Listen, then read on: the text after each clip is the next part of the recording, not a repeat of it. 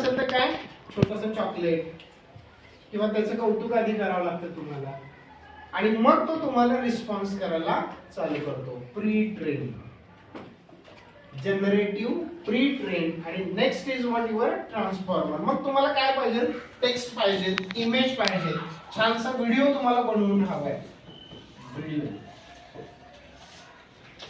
Automatically तो सगळं generate करतो. साफसफाई करताना दगड खचला आणि समोर जे आलं त्यामुळे पंढरपूरच्या विठ्ठल मंदिराचा गुढ आठ. किती सेकंदात देतोय तो उत्तर? तुम्ही प्रश्न टाकून क्लिक करेपर्यंत पुढच्या, म्हणजे मिनिमम ड्युरेशन 0.03 सेकंद आहे फ्री व्हर्जनसाठी.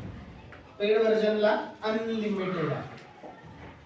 क्विक रिस्पॉन्स येतो. क्विक रिस्पॉन्स तुम्ही म्हणाल त्याचा, तुम्ही जे टास्क त्याला द्या. बघा किती सेकंदात त्यांनी उत्तर दिला.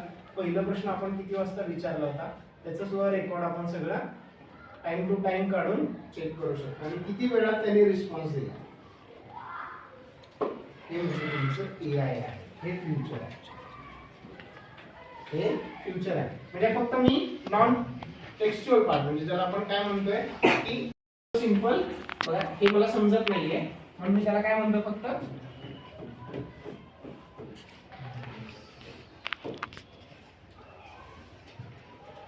आणि किती सेकंदात येतोय इन्फॉर्मेशन तो,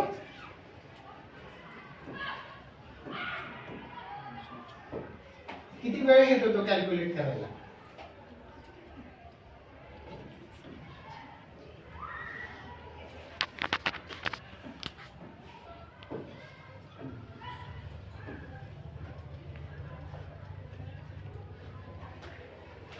केलं कन्वर्ट त्यांनी पूर्ण माहिती. वर जी आहे इंग्लिश मध्ये आहे, मला इंग्लिश समजत नाही म्हटलं मी त्याला, आणि मला माझी कम्फर्टेबल लँग्वेज आहे ती मराठी आहे. त्यांनी पूर्ण उत्तर मराठीमध्ये दिलं, आणि किती छान दिलं बाकी प्रत्येकाला. मंदिराचं वैशिष्ट्य अजून काय करू विचारतोय, जनरेटिव्ह, जनरेट करतोय. तुम्ही त्याला जसं बोलताय, लहान मुलं कसे बोलतो आपण जसं रिस्पॉन्ड करू तसं तो बोलतो, म्हणून जनरेटिव्ह. आता लहान मुलाला